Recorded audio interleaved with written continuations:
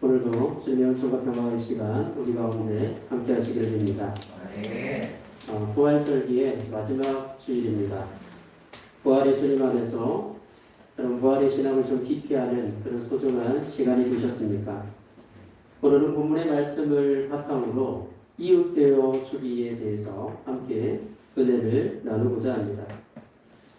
여러분은 혼자 있는 것이 좋으십니까? 아니면 함께 있는 것이 좋으십니까? 상황에 따라 그때그때 다르다고 답하는 분들도 많으시겠죠? 오늘 전도서 기자는 혼자보다는 둘이 더 낫다는 말로 함께하는 것의 좋음을 이야기하고 있습니다. 혼자보다는 함께 일하는 게 효율적이고 혼자 걷는 것보다는 함께 걷는 게 좋고 혼자 눕는 것보다는 함께 눕는 것이 더 따뜻하고 혼자 싸우기보다는 함께 싸우는 것이 승산이 높다고 말합니다. 그러면서 세 겹줄은 쉽게 끊어지지 않는다 이렇게 이야기하고 있습니다. 어찌 보면 참 진부한 이야기죠. 누구나 다 아는 이야기인 듯합니다. 자신의 삶의 자리와 경험에 따라 이 말에 동의하는 분들도 있을 것이고 부정하는 분들도 있을 것입니다. 또는 부분적 동의와 부분적 부정을 하는 분들도 이 삶의 환경과 자리에 따라서는 있을 것입니다. 하지만 이게 진부한 이야기라고 해서 가치가 없는 것은 아닙니다. 이 본문의 말씀에서 이 혼자라는 단어와 함께라는 말이 대조를 이루고 있음을 우리는 볼 수 있습니다. 홀로 있음도 중요한 가치이고 함께 있음도 중요한 가치입니다. 사실 건강한 삶이라는 것은 홀로 그리고 함께가 건강한 리듬 안에 상호작용하는 것이죠. 어떻게 하면 홀로 그리고 함께라는 이 리듬을 건강하게 유지하며 살 수 있을까요? 여러분 서양의 정신사는 자유를 추구하는 과정이었다 해도 과언이 아닙니다. 자유란 남들에게 아무것도 강제당하지 않으면서 전적으로 이 자기의 자발성을 가지고 살 수 있는 상태, 그 상태를 의미하죠. 그러니까 이렇게 자유를 정의하면 이 경우에 타인은 다 뭐가 됩니까? 자신의 자유에 걸림돌이 되는 경우가 많습니다. 홀로 자족하는 자유를 찾고 그것을 누리는 것은 자유를 갈망하는 모든 인간의 기본적인 욕구라고 할 수 있습니다. 그런데 문제가 뭐냐 하면 그 자유를 추구하는 과정에서 경험하는 것이 행복하다 이게 아니라 외로움이라는 사실이죠. 이 홀로 자족하는 자유를 쭉 추구하다 보면 어쩔 수 없이 우리 인간의 삶에 깃드는 감정이 있는데 그게 바로 외로움입니다. 여러분 성경이 말하는 이 인간론에서도 사람은 홀로 존재하거나 홀로 살 수 없다라고 규정합니다. 아담이 갈비뼈를 취해 하와를 만들었다는 창조 이야기, 그 이야기는 서로가 깊이 연결되어 있는 존재임을 우리에게 일깨워주고 있죠. 서로가 서로에게 비스듬히 기댄 존재로 사이 존재로 이 서로의 정체성도 타인이 있음으로 자기의 정체성을 정립할 수 있는 것, 그것이 바로 인간이라는 것입니다. 이런 인간에 대한 이해는 동서양의 철학적 사유에서도 동일하게 나타나고 있습니다. 이 홀로 자족적 자유만으로는 외로움이라는 감정으로 인해서 건강한 삶을 유지할 수가 없다라는 것이죠. 많은 이들이 이 외로움을 잊기 위해서 술을 마시기도 하고 마약을 하기도 하고 또는 쾌락으로 도피하기도 합니다. 문제는 그렇게 하더라도 그 외로움이 쉽게 사라지지 않는다는 데 있죠. 홀로 자족하는 이 자족적 자유와 더불어서 함께함의 기쁨을 누릴 수 있어야 인간은 건강할 수 있고 행복감을 풍성하게 누릴 수 있습니다. 그렇다면 이 외로움을 해결할 방법, 그것을 우리가 생각해 보아야 합니다. 여러분 그 방법은 무엇일까요? 저는 이 방법을 알기 위해서는 예수님과 율법학자의 대화 속에 등장했던 선한 사마리아인의 비유 이야기, 그 이야기에 주목해 보아야 한다고 생각합니다. 예수님은 내 이웃이 누구입니까? 묻는 율법 교사에게 그 유명한 사마리아인의 비유를 설명해 주시죠. 그 이야기를 들려주십니다. 이 예루살렘에서 여리고로 내려가는 길에 어떤 사람이 강도를 만나서 엄청나게 상처를 입었습니다. 그런데 이렇게 거의 죽을 지경에 이르렀던 이 사람을 보고 제사장과 레위 사람은 그를 피하여 지나갔습니다. 그런데 어떤 사마리아 사람은 측은한 마음이 들어서 그에게 다가가 상체에 올리브 기름과 포도주를 붓고 싸맨 다음에 자기 짐승에 태워서 여관으로 데리고 가서 돌보아 주었습니다. 그리고 혹시 잘 돌봐줘서 돈이 부족하면 오는 길에 자기가 삭슬 지불할 거라고까지 이야기하죠. 이 이야기 끝에 주님은 율법 교사에게 물으셨습니다. 너는 이 세 사람 가운데 누가 강도 만난 사람에게 이웃이 되어 주었다라고 생각합니다. 여러분, 율법학자의 질문이 무엇이었습니까? 내 이웃은 누구입니까? 라고 물었습니다. 그런데 여러분, 이 질문은요, 이웃에 대한 경계를 설정하는 질문이죠. 이웃이 누구인지를 범주화하고자 하는 질문입니다. 그러니까 율법학자에게는 이웃의 범위가 어디까지인지가 중요했습니다. 그래서 그것을 규정하고 싶어하는 마음으로 가득 차 있었죠. 근데 주님은 이웃의 경계를 설정하거나 범주화하지 않으셨습니다. 다만 이 율법학자의 생각을 조금 비틀어서 바꿔버리셨죠. 그 질문에 그대로 대답하면 이웃은 이러이러한 사람이야 라고 말하면 딱 범주화되고 경계를 칠 수 있을 것인데 그렇게 말하지 않으셨다는 겁니다. 그러니까 이웃의 범주화에서 이웃 되어주기로 방향을 바꾸셨죠. 종교나 문화, 피부색이나 나라도 이웃의 경계일 수가 없다라는 것입니다. 오직 측은히 여기는 마음, 이 마음만이 주님께서 우리가 사는 세상에서 회복시키려는 마음이셨다라는 것을 우리는 이 이야기를 통해서 알 수 있습니다. 여러분, 방향 혹은 지향이 그래서 참 중요합니다. 우리가 하는 사고나 생각도 그렇고 이 신앙생활의 전반적인 영역들, 예배하는 것, 찬양하는 것, 기도하는 것, 묵상하는 것도 그렇습니다.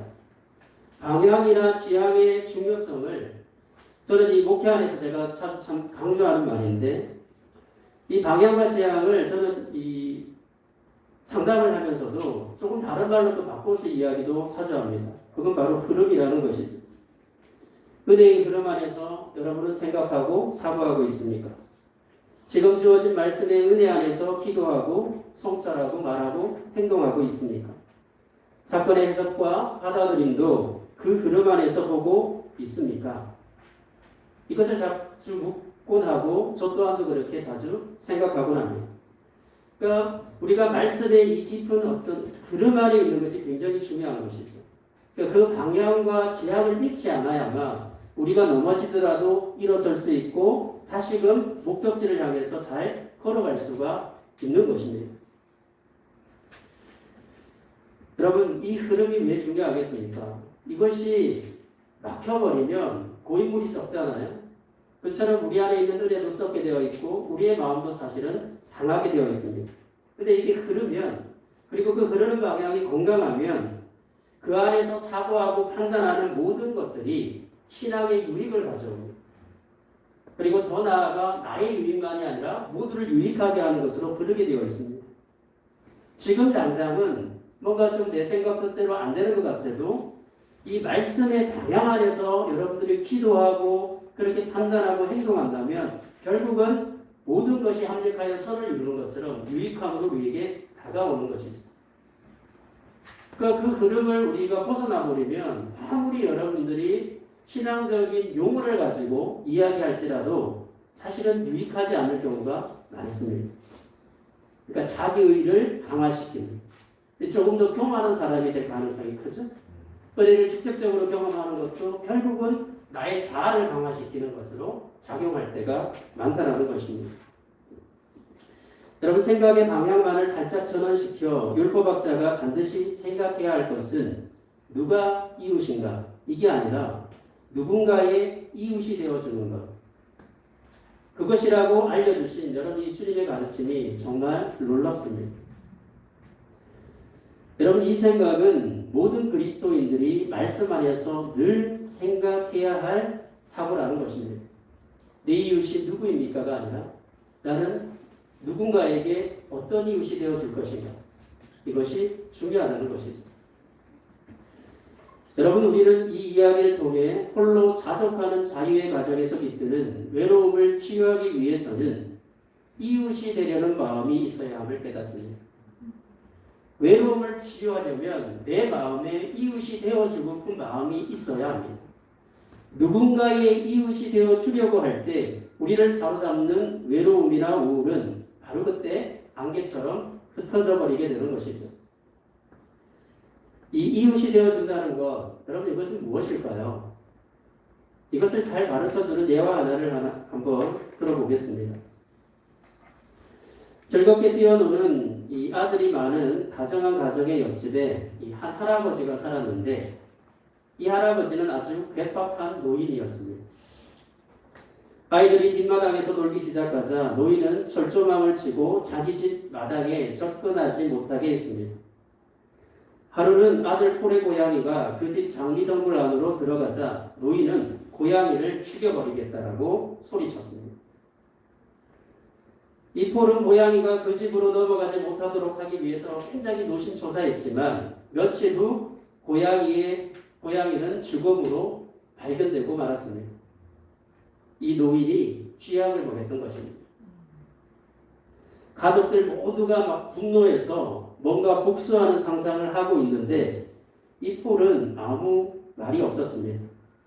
한참을 지난 후에 이 아이가 입을 열었습니다. 할아버지는 매우 외로운 분일 거예요. 우리가 그분에게 생일 파티 같은 것을 해드렸으면 좋겠어요. 이 폴은 우리에게 이웃이 되어준다는 것이 무엇인지를 가르쳐 보이고 있습니다. 누군가의 이웃이 된다는 것 혹은 이웃이 되기 위해 노력한다는 것은 겉으로 드러난 모습보다는 다른 이들의 내면에 있는 속 깊은 마음을 헤아릴 줄 아는 사람이 되기 위해 노력해야 한다는 말입니다. 측은히 여기는 마음, 그 마음은 상대의 속 깊은 곳에 있는 아픔을 보고 그것을 헤아릴 줄 아는 마음입니다. 그 마음이 있어야 우리는 누군가의 이웃이 되어줄 수 있습니다. 나쁜 이웃이 아니라 성가시고 귀찮은 이웃이 아니라 가까이 하고 싶지 않은 이웃이 아니라 좋은 이웃으로 함께하고픈 이웃이 되어줄 수 있는 것이죠. 여러분 그렇다면 이 속 깊은 곳을 헤아릴 줄 아는 사람, 이런 사람 참 매력적인 사람이지 않습니까? 참 함께하고 싶은 사람입니다. 이런 사람이 되기 위해서는 우리는 또 어떻게 해야 할까요? 여러분 이런 사람이 되려면 우리에게 꼭 필요한 영적인 훈련이 있습니다. 이 영적인 훈련을 잘 해가야 합니다. 이 속 깊은 곳을 헤아리는 그런 마음을 가지기 위해서 우리에게 필요한 영적 훈련은 홀로 앉음, 마주 앉음, 그리고 둘러 앉음의 영성을 키우는 것입니다. 여러분 이 홀로 앉음이라는 것은 외로움이 아니라 스스로 선택한 고독의 시간을 의미합니다. 외로움과 고독은 전혀 다른 말입니다. 홀로 앉음이란 스스로 선택한 고독의 시간입니다. 여러분 이 고독의 시간을 마련해야 하는 것, 그것은 이 고독의 시간을 통해서 우리가 성찰과 묵상을 해야 한다는 것이죠. 고독의 시간을 마련만 해놓고 가만히 있으면 쓸데없는 잡생각이 우리에게 들어오겠죠. 근데 이 고독의 시간에 우리가 해야 할 것은 성찰과 묵상입니다. 근데 이 성찰과 묵상은 반드시 말씀과 기도 안에 이루어가야 한다는 겁니다. 그렇게 홀로 앉음의 시간을 훈련해 갈 때 우리는 외로움이라는 사막을 고독이라는 아름다운 동산으로 바꾸어 갈 수 있게 되는 것이죠. 또한 여러분 이 고독의 동산에 있을 때 우리는 거기서 하나님의 사랑의 음성과 만납니다. 아담과 하와가 에덴 동산에서 하나님과 깊은 사귐의 시간을 가졌듯이 홀로 있음의 시간은 곧 하나님과의 마주 앉음의 시간임을 깨닫고 그분 안에서 우리의 마음을 내려놓고 하나님께서 주시는 평화와 기쁨을 누리게 되는 것이죠. 그 외로움의 사막에 있으면 이 하나님을 잘 경험할 수가 없습니다. 그것을 고독의 동산으로 바꾸어낼 때 이 동산 속에 거니시는 하나님의 그 따뜻한 음성을 우리가 만날 수 있는 것이죠. 마주 앉음의 시간을 통해서 그분과의 만남 안에 깊은 사귐을 우리가 이루어갈 수 있을 때 우리는 상대의 마음을 이해하고 공감하는 마음을 바로 이 하나님의 말씀과 마음 안에서 배우게 되는 것입니다. 그리고 그 마음 안에서 우리는 어떻게 합니까? 나와 다른 이들을 받아들임으로 둘러앉을 수 있는 그런 둘러앉음의 영성을 가진 사람이 될 수 있는 것이죠. 그렇게 홀로 앉음과 마주 앉음 그리고 둘러앉음의 영성을 훈련해 갈 때 우리는 상대의 속을 깊이 헤아릴 수 있는 속 깊은 사람 그리고 누군가의 이웃이 되어 주라는 이 성경의 핵심적 가치를 실천할 수 있는 그런 예배자가 될 수 있다는 것입니다.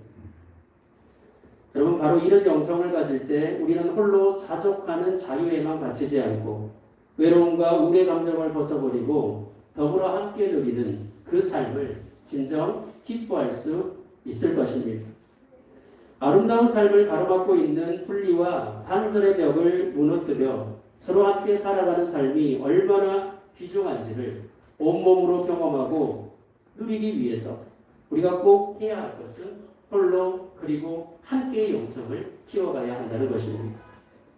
홀로 앉음과 마주 앉음 그리고 둘러 앉음을 통해 믿음 안에 우리의 마음과 인격을 성숙시켜 갈 수 있을 때 우리는 이웃이 되어 준다는 것이 무엇인지 그리고 누군가의 이웃으로 산다는 것이 얼마나 가치 있고 행복한 일인지를 깊이 체험할 수 있게 된다는 것입니다. 여러분 이게 목회를 하다 보면 이 신앙을 성숙시킬 때 어떤 사람은 홀로의 영성이 부족한 사람이 있습니다. 그런 사람은 거기에 조금 더 집중해서 훈련을 하게 만들죠. 또 어떤 사람은 이 함께함에 대한 영성이 거의 바닥인 사람이 많습니다. 그럼 거기를 또한 훈련합니다. 그래서 이 홀로와 함께의 영성 균형을 이루어서 건강한 삶, 함께함도 기쁘고 그 함께함 속에서도 여전히 이렇게 예수님께서 외딴 곳에서 쉬셔서 기도하신 것처럼 그런 영성을 유지할 수 있을 때 이분은 굉장히 건강한 영성을 가지고 있고 믿음을 가지고 있구나 이렇게 어느 정도 좀 생각하게 되고 그럴 때 좀 안심을 하게 되는 것이죠. 그런 분들은 이제 자신의 영성을 건강하게 갖고 갈 수 있습니다. 우리가 항상 이 균형이 깨지죠. 환경에 따라서. 그런데 오늘 우리가 말씀을 통해서 기억해야 되는 것은 홀로 그리고 함께 이 리듬을 늘 말씀 안에서 건강하게 유지할 수 있어야 된다는 거예요. 그러니까 홀로 앉음, 마주 앉음, 둘러 앉음의 훈련을 통해서 우리가 그런 건강한 영성을 우리가 키워가야 한다는 것이죠. 그러면 여러분 행복한 삶을 살 수 있다고 오늘 하나님께서는 우리에게 말씀해 주고 계십니다. 사랑하는 여러분, 우리 모두가 홀로의 영성을 가질 수 있기를 바랍니다. 또한 거기에서 한 걸음 더 나아가서 함께함의 영성도 같이 키울 수 있기를 축복합니다. 그래서 홀로와 함께가 아름다운 조화와 균형을 이루어서 하나님이 그리스도 안에서 이루어가는 몸으로서의 공동체적 삶을 아름답게 살아가는 예배자들 되기를 축복합니다. 여러분 그런 말을 배우는 아이들이 수십 번, 수만 번 넘어지면서도 포기하지 않는 것은 무엇입니까? 왜 그럴까요? 그것은 저곳에서 기다려주는 엄마 아빠의 품이 있기 때문인 것입니다. 그렇듯이 길을 가다 넘어져도 일으켜줄 사람이 있다는 그 확신만 있다면 우리는 두려움 없이 살아갈 수 있습니다.